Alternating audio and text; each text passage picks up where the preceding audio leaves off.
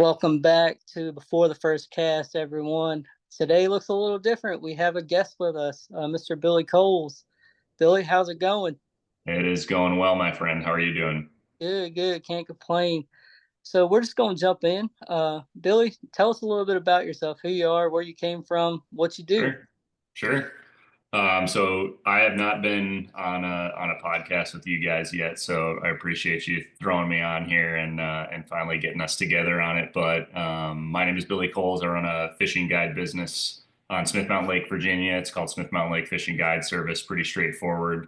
I'm a transplant from Minnesota, all over the kind of southeast, Maryland a little bit, North Carolina, and have been at Smith Mountain for coming up on 5 years now, and run a pretty busy guide business. One of the only two, I think, maybe three guide businesses on the lake currently, and got a bunch of other businesses, man. Tournament fishing, having a 10-month-old baby running around, and just trying to get as much fishing in as I can, and enjoying Smith Mountain Lake. Yeah, I know how that is. I have a 20-month-old running around, and getting out to fish is nearly impossible. Yep, it's like one day a week now. So Yeah, mine's like once a month. So, yep, don't know what. yep. But no, you run a very successful guide business down here. Thanks. A lot of good content on Instagram, everywhere, really. Facebook, Instagram. And Yep. guys, don't let him fool you. He's a hammer here in Swift Mountain. Lately, not so much, but Yeah, I mean, you won your fair share of money down here. sure. Yeah. So really, Billy, I brought you on to kind of explain kind of what's going on fishing wise at Smith Mountain Lake in November and what it's going to look like these next couple of weeks and this next month. Yeah. If everybody can just do their Indian dance to bring on the cold, that's really all we're waiting for at this point. Is a little bit of rain would help, of course, to kind of stain up the water, but we really, really need some cold weather. I feel like I've been writing the same fishing report for October through December for the last like 3 years now, where we got low water. It's clear. It's super clear. We haven't really had any substantial rain since that hurricane came in. A little bit of a sprinkle last week. I think we got a little bit of a sprinkle this week, but it looks like our fall's going to end up being kind of another clear water, low water level, and not a lot of stain, not a lot of kind of algae bloom kind of color to it or nothing like that. So that's going to make the bite a little bit more difficult. And then we're seasonably warm again.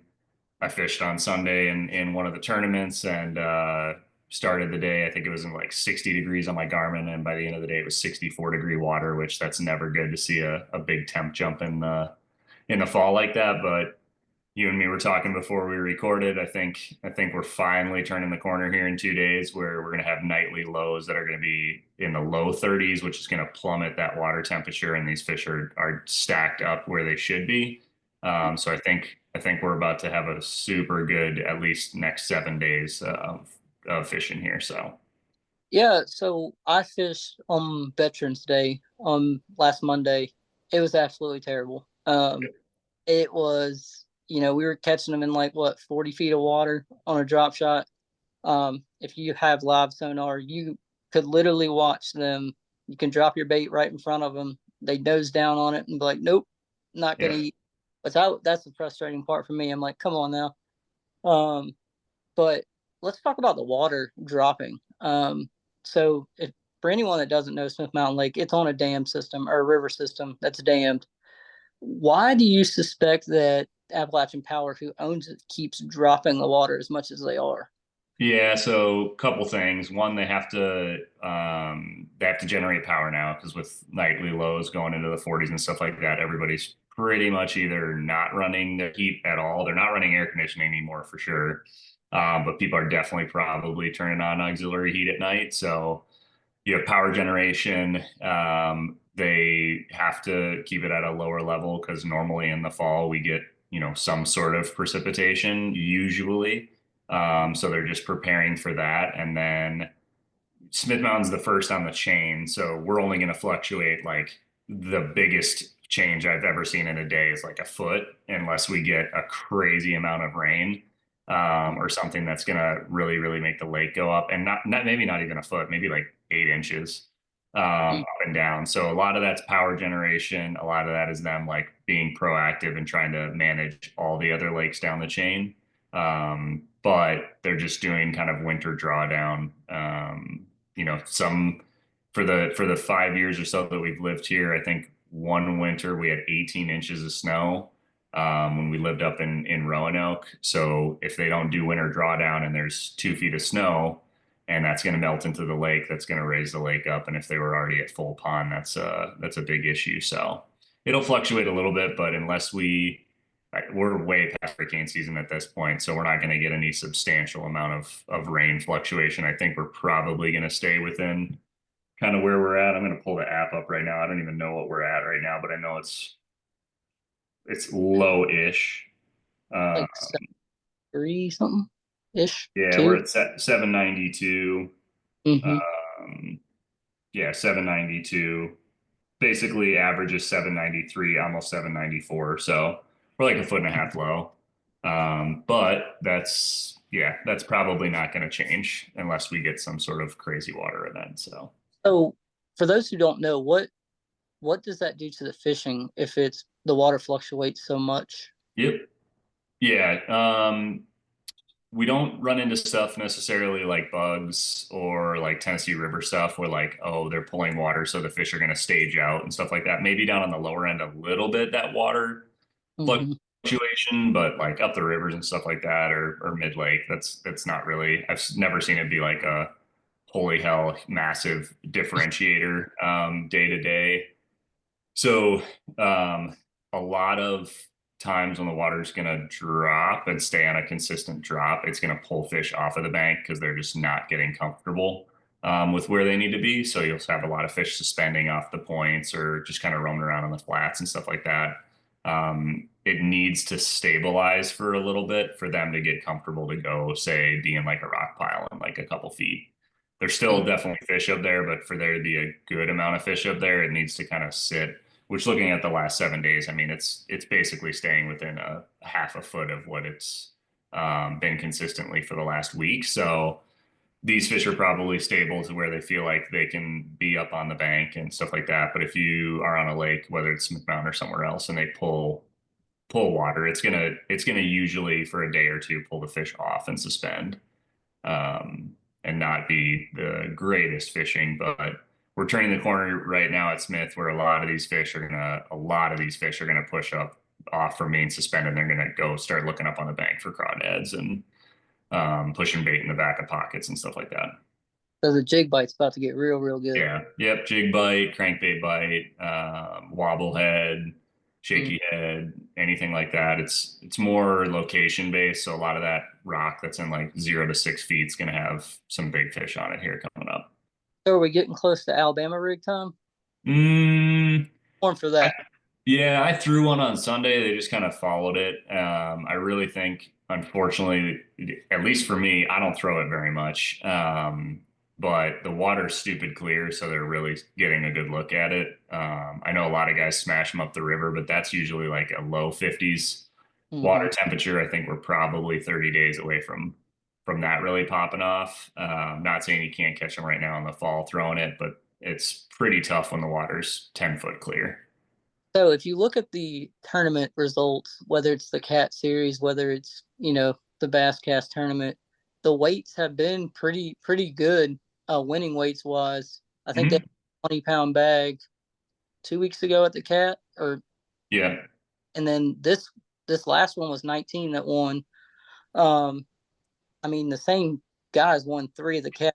I mean, Yeah. I don't know what he's doing, but Yeah. um, Yeah, he's on something super consistent. I have no idea what he's on either. I know Mike in passing and just kind of from a few different guys. He's got either a bait dialed in or a presentation speed or something going on. I mean, he's got 19 pounds dialed in, mhm. like pretty textbook. So I would think it's a mix between schooler fish and getting a big bite up shallower, but you know, I don't know. I don't really look Yeah, for other boats or worry about it too much. there's not enough time in the day to try to figure out what everybody else is doing. But he's definitely got something dialed. I talked to him at one of the, I think the Bass King the other day, and I kind of jokingly asked him. I said, how much longer are your fish going to be around?" He said it's definitely changing pretty quick. So I think Yeah. we'll see. We'll see. It's pretty tough to stay on fish consistently. I think Mike's, I don't know if he's retired or not, but time on the water is the ultimate deal. So if he's spending a decent amount of time on the water and staying on top of them, then he'll probably stay pretty competitive. But I think a lot of stuff's about to change for uh, Yeah. a lot of dudes that have been doing that. So I would actually say different, Calvin. Like I think the weights are good as far as the winning weights go, but I would say it's still fishing pretty tough. I know the guys this past Sunday for the cat. I mean, dude, we didn't even catch a me and Will Right. didn't catch a limit. I know a bunch of dudes that didn't catch limits. Most dudes had 14 pounds. I mean, when you're talking water temp 60 degrees, you'd think it'd be pretty easy to go catch 15 to 17 pounds, especially at Smith. But Sunday was, super, super tough. Sundays are always kind of tough, just because the lake gets, pretty beat up by Friday, Saturday, anglers and stuff. So by Sunday, they're pretty used to kind of lures flying over their head or through them and stuff like that. So I think pretty much from the tournaments moving forward, we're going to see that like 20 to 24 pound bags probably going to win it every time. Yeah, I guess I talked to a few guys that fished the cat this past Sunday, and they were like, it was terrible. They could Hmm. get a bite on a shaky head or a jig. I mean, Yeah. he was, he told me he was dragging it real slow. I mean, and he said he caught one in like a foot of water, and then he caught one in 25 to 30 foot. Yep. So it was all over the place. Yep, for sure. Yeah, I mean, we didn't have a fish till 11:30, and I pick up a crankbait with zero wind and bright blue skies and caught a 4.5 pounder on the second cast. Like stuff that just doesn't really make sense. It's junk fishing still. But I'm a big believer in once you hit the next kind of bracket of water temperature, a lot of stuff's going to change. So I think once we're consistently under 60, these fish are going to go from like kind of wanting to bite to like, oh crap, I actually really need to start eating. Yeah, and that's what I'm excited for. I love a crankbait bite. You Yep. can beat it. But so let's segue into some of the baits you would throw November up until probably the beginning. Yeah, sure. Of Yep. So for me personally, I'm a pretty die-hard crankbait fisherman. I feel like that's probably my strongest deal, right behind just doing the whole live scope deal and minnow fishing. So I'm throwing probably like three different crankbaits. I'll probably have a rock crawler, a wart, and then like a Z2 little crankbait on from Megabass, and just different depth ranges, fish rock, fish a lot of stumps with them, fish a lot of break lines. I'm probably not going to fish much deeper than 10 feet. If it's a windy day, honestly, you can probably just stick a crankbait in your hand for most of the day. And then as soon as we get closer to that 55 range, I'm picking up a jerk bait a lot. So that's just going to be a Vision 110, hmm maybe a plus one. Again, you're fishing in that like 10 foot or less range. Um, I don't throw a spinnerbait a ton, but this is probably going to be the next like 30 days on a windy day where you would want to throw it. There's definitely some bait in the back of some of the pockets that has predatory fish all over in the bait balls. So, a little three bladed spinner bait, or maybe even doing a heavier spinner bait with smaller blades is a good play. I throw a blade bait a lot in the early fall, again through the bait balls and stuff like that. Top water stuff's going away, and then really on those slower days, I'm either throwing a jig like a missile baits micro jig maybe with a Ned on the back or something that you can just like bomb around on 7 pound line, or I'm throwing a shaky head with, I like a speed craw and a shaky head just because it's got so much flap to it. But as we get closer to that mid 50s range, then I'm probably gonna go back down to something that's a little bit less movement and just kind of a, I don't know, stick craw bait, something that doesn't move a ton. maybe some Elastec stuff just to kind of like leave it in place. So, Yeah, how do you feel about an underspin um, or Okashira spin? yeah, I throw in Okashira a ton. When they're looking up, it's really good. So, like, if you have schooling fish that are suspended and they're only like 10 feet under the surface, you can reel that super fast under the surface, like 2 inches under the surface, and get some bites. Um, I've never really cracked the underspin deal. I had one like really good August month where it worked. One of the first years I lived here, where I caught like a bunch of 5 pounders, dragging it on the bottom, doing like the click in the bottom thing with it. But throwing it through schoolers and stuff like that, I don't know if Smith Mountain fish are just so used to those blades because they've seen a spinnerbait for 50 years. Right. Um, I've never seen it outperform, say, just like a regular swim bait. So not really something I'm super confident with. But I'm sure with there being bluebacks in here, like I'm sure the underspin Casey Ashley thing probably works for somebody. Yeah, I was thinking about trying it, and I was like, I'm not really confident in this. Yeah. I'm more of a finesse guy. I'll drag a shaky head all day. I did not Yep. think the crawl aspect on them. I started experimenting with a little bit of the slider head or the slider jig head. Yep. Yep. Um, I haven't really caught on to it yet, or haven't gotten a bite on it yet. So we'll Yeah. keep throwing it to see what goes on there. Yeah, it's a good design to throw a worm. But yeah, dude, I throw I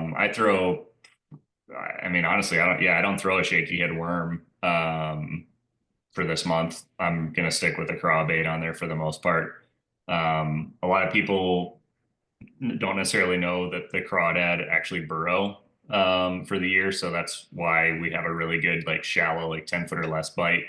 That's going to be going on in November is a lot of the rock and stuff are going to have crawdads around in them. So throwing that speed craw or throwing honestly, you can pick pretty much any craw profile bait that's in that like 3 inch range.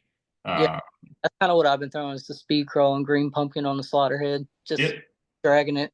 yep, yeah. Something that's got a little bit of kick to get their attention is solid, and then on those post front days like Sunday was, I mean, I don't know, dude.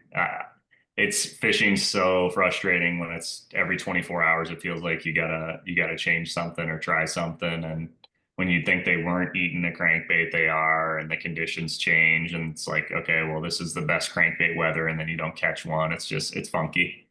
So going back to the crankbait, are you burning it or just a steady retrieve? I'm just looking for deflections.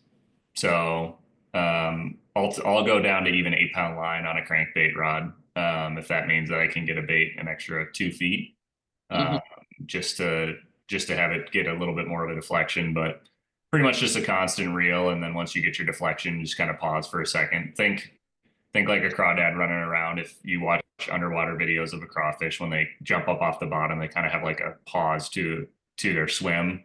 And that's really all you're seeing is deflecting off of a stump or a rock or a hard spot or something like that with that. So let me dive a little deeper because I'm a crankbait head as well. What colors are you seeing work best this time of year? Your crawfish colors or Yeah. Yeah, you want a little bit of orange in there because I'm just a firm believer there's always a little bit of orange probably on a crawdad. hmm It might only be the end of their pinchers by a quarter inch, but it's enough to get a bass's eye. So lots of browns, lots of greens. A little bit of a blue hue is not a bad idea if you got a little bit of stain and stuff like that. Phantom green, phantom red are pretty standard work colors Yep. to go with. Megabass has their green crawdad color that's really good. It's kind of got like a little bit of like a mustard yellow belly to it, but anything that's got that brown look to it is fine. I mean, these crankbaits are moving pretty fast by their face, so hmm do I think they're getting a great look at it? No. Most But of the time, slapping it. yeah, yeah, a lot of the time. Well, that's how you know, like for example, on like let's just say a wiggle wart. Like, Hmm. I mean, dude, you'll know when you have the right color because they're gonna gag it. It's gonna be so far down their throat that you're like, there's no chance they're coming off. And then if they're back hooking a crankbait, you're something's going on. Either the retrieve's not right, or you're not fishing it the right way for them to get that exact reaction that you need them to get. So that's just a slight adjustment stuff. Yeah, and the one bait I didn't hear you say, which I'm kind of surprised, is the drop shot. I was waiting on it, but I didn't hear it. Uh, are you throwing? Um, Yeah, you could still drop shot. Once again, dude, 50, like 60 to 55s, in my opinion, is like the best water temperature to catch big ones because I think everything is ready to eat. Once you Hmm. get below 55, you have to worry about stuff like how fast is your jerk bait fishing and are you fishing the jig slow enough and stuff like that. But that 55 to 60, I feel like they're still warm enough where they're going to chase stuff down. Um, Dude, I've gotten away from the drop shot a little bit, which is probably really stupid, but I guide so much and have them throw a drop shot almost exclusively. I mean, it's not even a question. There's people throwing a drop shot every single day in my boat, as well as a shaky head and a 2.8 Kitech and stuff like that. That when I finally get to go fish for myself, I probably literally am just putting my foot up my ass by not picking up finesse stuff, but I'm just so kind of just burnt out of that bite and fishing those piles and drops and stuff that I want to go throw a big bait or crank or do something else. So Yeah, I don't know. I gotta I became a believer in the drop shot, but deep fishing is not my game. I sure. do it. There's certain guys I fish with it. That's what they want to do, and I'm like, okay. Yep.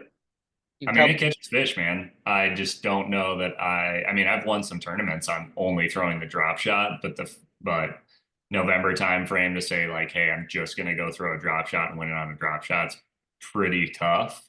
Hmm. When you know there's a potential of like a jig bite or a crankbait bite, because those are gonna get your bigger bites every time. Yeah. There was another bait I wanted to ask you about. What about a glide bait? What Yeah, glide bait stuff. I don't really have patience for it. Like, for example, it's supposed to blow on Thursday. I'm going to go fun fish for myself just for memento day for the week. I'll probably have a glide on Thursday. Slick, calm conditions. It's tougher. Again, clear water. Like, if you are going to throw a glide, try to pick something that's probably a little bit more natural looking than say like pure white. Or cream. Like I got a lot of glides that are custom painted that look like shad and stuff like that. So it's a good time because there's definitely some fish moving back on docks, and you can definitely find some fish in the bait balls to bite a glide. But that's another one of those things like an A rig, man. Like if you fish a glide for 10 fishing days, maybe you're only going to get a bite on the glide like 3 of the 10 days. Like it's cool to see them come out and dart at it and look at it and see how big some of the fish are in here. But I want to go catch them. mm, And if they're not going to bite it that day, then I put it back in the box. right. Yeah, I mean, it's kind of hit or miss, especially Yep. you don't see it a lot at Smith, believe it or not. You see more of your mag drafts and Sure. soft hollow body swim baits at Smith. Yeah. Um, so segueing a little bit from baits you would use, where are you looking for fish these kind of transition periods and when the Yep. drops? So everyone that fishes Smith should have the SML Plus app because it's got gauges all up and down the lake. I would tell you that it's not necessarily specific sections of the lake. I would base it on water temperature.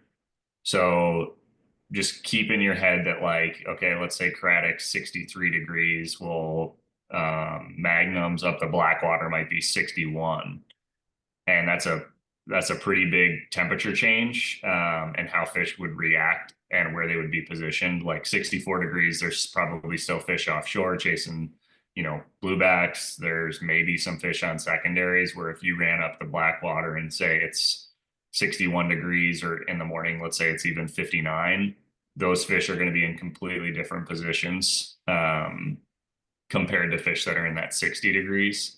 So for me, I'm pretty much after these 30s coming in, I'm not going to worry about offshore fish. There's not really going to be like a Demiki bite that's going to be consistent or anything yet. It's going to be shallow, burning a ton of fuel, trying to hit like very isolated rock. Um, you know, isolation is really, really important when it comes to fall fishing, like jig fishing and crankbait fishing. Like some of the biggest fish I've ever caught are literally on one boulder that's Mm, on a bank. And that's just from time on the water. Like I have specific spots marked that I know it's like a boulder that's the size of the front deck of the boat. And you'll have to pitch a jig at that 5 times before you get a bite. But there's a 6 pounder that lives on that rock like for the next 2 months. So that's the kind of stuff that I'm targeting is pretty isolated things if I can help it. If it's a day like Thursday where hopefully it blows like they say it's supposed to blow, just find a windy bank and go down a break line. There should be fish pretty much on anything that like 0 to 10 foot range that's got rock around it, that's getting hit super hard by the wind. So that's what's nice about the fall fishing, man. Like even with a jig, you can cover water pretty fast. But if you can put a crankbait in your hand and just put the trolling motor on 8, you can cover a pretty good portion of Smith Mountain, to figure out, are they on the main? Are they halfway back? Are they all the way back? And after that, it's pretty repeatable. So not trying to yeah, curse it because I'm going Thursday to have fun, but I feel like Thursdays I shouldn't be super hard to crack 20 pounds on Thursday. yeah. I mean, and if you look further down the during the week, Saturday looks fairly similar. It's going to blow, Yep. supposedly blow. The Yeah, weather, Thursday to Sunday looks really good, and then I think there's a break, and then I think Monday's windy again, and Tuesday's windy again. So, yeah. And in the fall, I've always been told to chase the wind, but mhm. you know, sometimes that could hurt you too. But I'm chasing the wind. I don't care what anybody Yep, tells. Um, sure. but so, what banks are you looking for with a crankbait? Are you looking 45 bluffs or just trying to figure out where they are? I mean, dude, it can literally be anything in the fall. That's the thing is a lot of these. So this is where we say like the transition is going to happen fast. So all these fish basically for the last month with unseasonably warm weather are just stalled out. Hmm. They're just sitting on points and secondaries, literally waiting for the water temperature to change. And that's the part that's frustrating with, say, like live scope and a blueback lake like we have here is like these fish are just suspended, just sitting there waiting, and the bite window is really short, and they're just kind of following baits all day. Like you have to go find those aggressive fish that are like actually transitioning and on the move. But what's going to happen is every single couple nights, like let's say every 3 nights that it's in 30 degrees, that water temperature is going to continuously drop and drop and drop. It might only need a 1 or 2 degree temperature change from Monday to Saturday for fish on a secondary point to peace out and go find the closest rock vein, or find the chunk rock that's in the back of the pocket, or some fish will go the opposite direction and go back out onto bluff, like the bluff point going in. Right. So I'm checking all of them to start. A lot of the shallow, like flat stuff on Smith Mountain, you wouldn't crank like up on the flat. You would crank the brake line, Hmm. kind of that like 6 to 10 foot range where it turns green. But for me, like for Sunday, dude, I mean, we had fish in 0 feet of water that were around bait that would eat a buzz bait, and we had fish that were 60 feet deep that would eat a top water. So, and we ran, Crazy. yeah, I mean, we just ran around like crazy. So there's fish everywhere right now. It's probably going to be the next 7 to 10 days is going to clear out the schoolers pretty good, and that should get stuff going pretty good. Yeah, that's what I'm hoping for. We really haven't got where they're chasing bait into the back of pockets yet. And It took me a week, and I only had 4 pockets, with bait and fish in them. So, yeah, yeah, my fishing partner went out, I think last Saturday. He said I only caught four, and they were small. Like, and he was like, I don't know how it's gonna go. I said, just wait. The weather's gonna change. It's gonna get.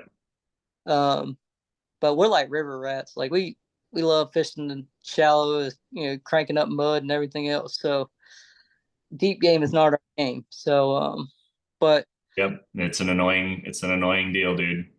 yeah, and being Smith so clear, or clearer than most, it's hard to like dial in that shallow bite, especially when they've seen everything. Probably Mhm. that lake's so pressured. Yeah. But no, that's kind of what my mindset was going in Saturday to see go shallow and not leave a crankbait out of my hand. So, and I Yeah. have a rock crawler in my hand for sure. Uh, Sure. Shout Good out John. bait. Um, but no, I'm that was a really good fishing report. I'm glad we got to do this tonight. Yeah, man.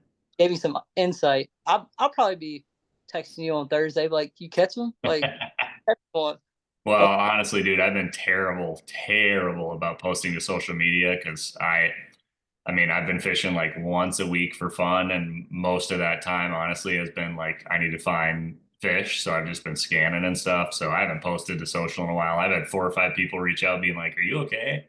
Um, I just guiding got a little bit slower earlier this year, and we had a super busy wedding schedule, so I didn't get to fish many of the cats and go out and kind of practice and stuff. So, and then unfortunately, I'm fishing Thursday for fun, and then I have a guide trip next week on Monday, and I'm gone for 8 days in Minnesota, and so yeah, yeah, my social presence isn't the normal pace that it is right now, but I'll post on Thursday.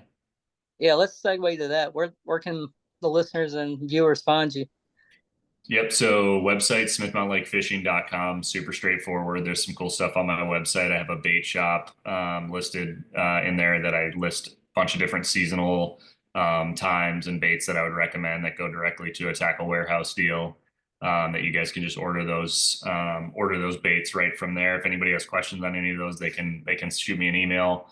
Instagram is Billy underscore Coles Fishing. And then Facebook, same thing, Billy Cole's Fishing. YouTube's the same, Billy Cole's Fishing. And otherwise, I'm sure you'll do a link or something on this. And if not, they can just look up smithmountlakefishing.com and get all the info in there. Yeah, we will like and share it, and we'll blast it out. Anything we can do to get your name out there. I know you're Cool. well known around here, but you know, Sure. listening in other areas that want to book a Yeah. guide that have never been here, definitely recommend you. So, anybody you want to thank while we're on here? I like to do this at the end of the show just to Sure. show appreciation to people that help you. Yeah. Yep, for sure. I have a couple fishing sponsors that I always like to thank. I've been with Dobbins Rods for a super long time.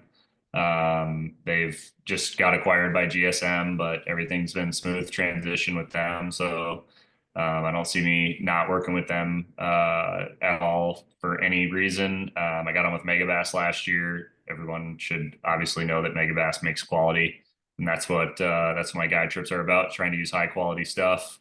Um, SML Tackle Shack down at the lake, Keith. If you guys are in the area or driving through or anything like that, go to their new location at the East Lake side.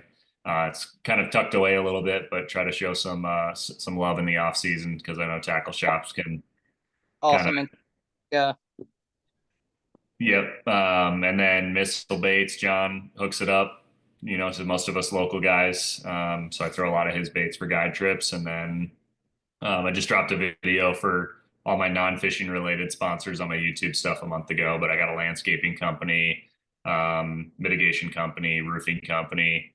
All of those guys have been guide clients for a long time, and yeah, helped me out for the year. And yeah, anybody that books a trip, I appreciate it. I appreciate everybody kind of wanting to pick me to, learn a little bit more about fishing, and hopefully doing podcasts like this and stuff gets people to get some bigger bites and catch more fish. That's always my goal, man.